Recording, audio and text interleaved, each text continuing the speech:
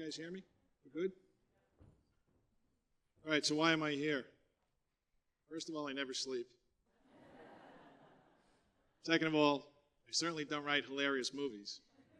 Wish I could, but I don't. I can't ride a horse, so why am I here? I'm here because my wonderful niece sent me an email about 3 months ago and said, Uncle Jimmy, can you come out to my school in California? We're having a TEDx event. And I'm a soft touch, so I said, it's only 3,200 miles, why not? And nothing ever happens in New York City, so they won't miss me for 3 days. And so far, things are going well back home. Just a little bit about what I do. Not who I am, I'm going to tell you that in a little bit, but what I do. I am the highest ranking member of the New York City Police Department. That's why I have all these stars on my shoulders. I'm not a real high profile guy, I never have been, but I worked for Commissioner Bratton twice in the past, in 1990 and 94. We came back in 2014, and he asked me to take the job, and can't say no to that guy. He's a great man. So happy that I know him, and New York City and Mayor de Blasio are so lucky to have him.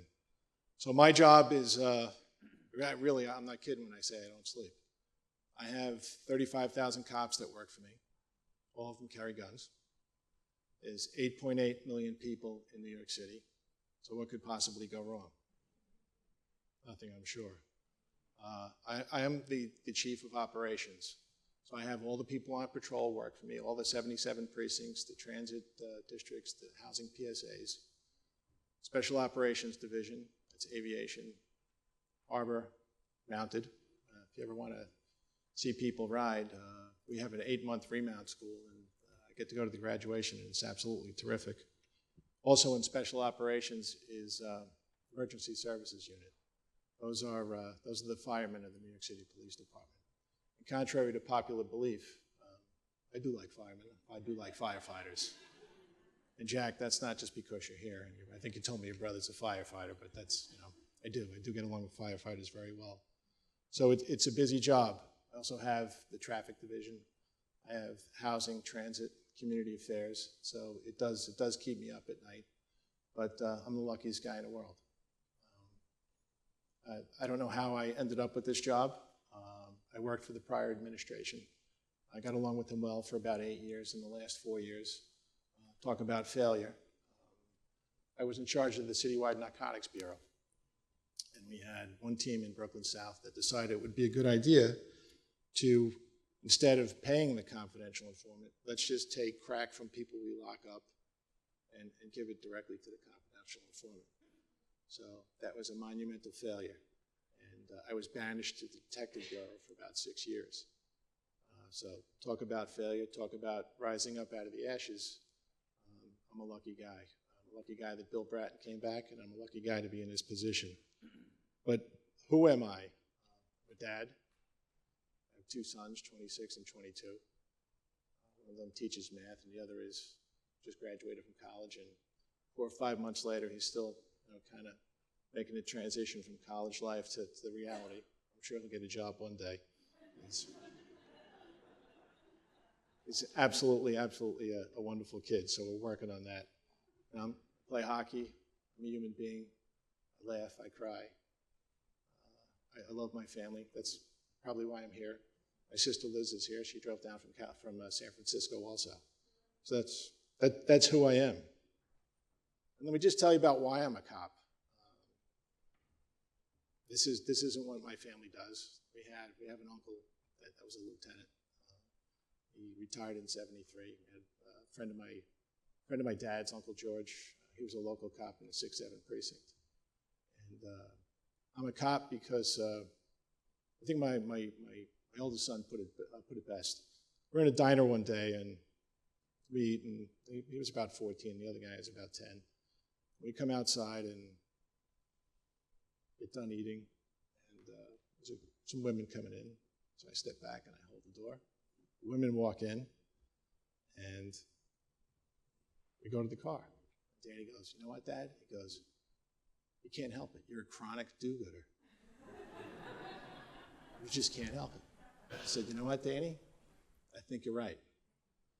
And talk about following your heart. That's what you need to do. I was lucky enough to sit on my nephew Jack was interviewed today for the school, and I had the opportunity to sit in on the admission speech. And all of you guys and girls that are students here, this is a terrific place. I hope you understand how lucky you are to be in a place like this. You know, where you're not given a chance to go under the radar. And you know people care about you, people love you. So make sure you understand that and appreciate it, because it's not everybody in this great country have that opportunity.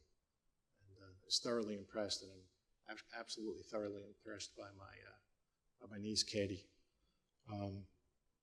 It really is. You really do have to follow your heart. I mean, I bounced around a couple of colleges. I got out with a degree in government. Wasn't really sure what I wanted to do, but I knew I wanted to do something where I could make a difference. I joined the police department in January 1983, the New York City Transit Police Department, actually. I had a huge argument with my mom. My mom's 84 now, and I don't think anybody could get the better of her. She texts now. She texted me the other day. I made the mistake of not calling her for a couple of days, which in our family is a sin. So she texted me, "Don't worry about me, I'm still alive." So, of course, being Irish and all, and being a bit of a wise guy, I texted her back, "That's the best news I've heard all day. Call you later." And she texted me back, wise ass. So why do people become cops? I know why I became a cop, and I was lucky enough to be a precinct commander for 6.5 years. I had the Central Park Precinct, still counts, about 15, 20 million people a year visit there. I had the 2-5 in East Harlem, about 180, 200 cops. Then I had the 44th Precinct, about 300 cops. The 44th Precinct was a life-changing experience for me. 180,000 people living in 1.9 square miles, about 300 cops, and it's an economically depressed area, is a bit of an understatement. And it's a violent place too. But from what my experience, the 2.5 years I was there, and I'm not just talking about the cops, I'm talking about the people in the community too. What I saw every day, I even saw it as a young transit cop, 7 o'clock in the morning, people going to work. Most of the people just wanting to live in peace and do right by their family. But that experience helped me be who I am today. People want to live in peace. Cops want to do their job. And it helped me understand why people become police officers. And Bob alluded to the controversy over the last, it's almost 12 months now, probably a little longer than that. Eric Garner tragedy was in July of 2014. But cops want to be cops because they want to make a difference. I tell everywhere I go, I tell them as often as I can, somewhere in your life you made a decision to do something good and to do something right. And I appreciate that. And everybody should appreciate that, but unfortunately that's not what happens. Right? By the nature of our business, there are going to be some people that don't like us. It's by its very nature, it's adversarial at times, and at times it's violent. We just had a police-involved shooting in New York City the other night. Thank God our cops didn't get hurt. We ended up shooting a guy in the leg. They fired 10 rounds at us, and we fired 19 back at them. That's just the nature of the business. It can be violent. Everything that's transpired over the last, was it now, 14, 16 months? The one thing that really, truly bothers me, and I understand that there are bad cops. I know that. I've got 33 years in the police department, this line of work. I've seen some things that I'm not proud of. You see the videos, there's videos everywhere now, and it's disheartening to see when cops do wrong. But by and large, that's not who we are. People took this job to make a difference. They took this job to keep people safe and to make lives better. And I'm proud of them. I tell them be proud of who you are and what you do, and understand that you know, New Yorkers can be fickle. New Yorkers can be tough. And we're going through a bit of a tough time right now. And Bob, you said something about Mayor de Blasio that I have to take exception with. I'm with Mayor de Blasio 2 or 3 days a week. And he's done more for the New York City Police Department in the last 2 years than the previous administration did in 12. He's fully supportive of us. He's fully supportive of Commissioner Bratton. And I'm glad to call him, not only he's my boss, but he's a friend. So that was a bit of a long introduction. I only have 8 minutes left, so I have to get through this. Crime in New York City right now is at its lowest levels since the 60s. In 1992, there were 2,200 homicides.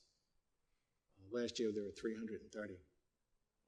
In 1992, there were 5,000 shootings in New York City. That's not police shootings. That's usually bad guys shooting at bad guys. Last year, there were 1,100. In 1992, there were 500,000 major crimes. Last year, there was a little over 100,000.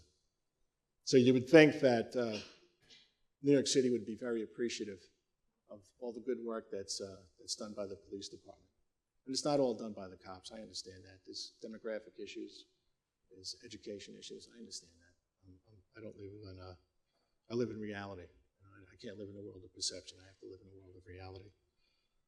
But then there are communities just that don't appreciate what we do, and we have so much to do with that. And we tell our cops that, listen, we want you to make a connection to the community. Yet we really never give them the time nor the opportunity to do that. And last year, after the Eric Garner tragedy, what happened out in Ferguson, I got this job November 3rd last year. And November 24th last year was the Ferguson decision. That's when the protests started in New York City. And the Eric Garner court ruling was on December 3rd, the grand jury decision. And the protests it was not a good time to be a cop. It was just the vitriol that was hurled at us. Every day, I had 3,000 cops assigned to the protest. We had 10,000 people in the street. We had 30,000 people in the street. And the protests weren't against, it wasn't against nuclear power. It wasn't against education. It was against us. And I had so many arguments with politicians saying, no, they weren't. They weren't directed at you. I said, no, you're wrong. I was there every day, and I saw it. They were directed at us. And the cops, internally, externally, we went through 12 years of an autocratic regime. The previous police commissioner don't know how to make decisions, weren't able to make decisions. All the decision-making came from the top down. They didn't feel that the communities appreciated us. So how do we do? How do we move forward? So on December 20th, after 5 weeks of protest, 2 of our cops, Joe Lu, immigrant from China, he was an auxiliary cop first, and Rafael Ramos, got 2 young sons. They were brutally murdered just for wearing a blue uniform and sitting in a police car on December 20th. Brutally assassinated. The guy that did it ended up killing himself.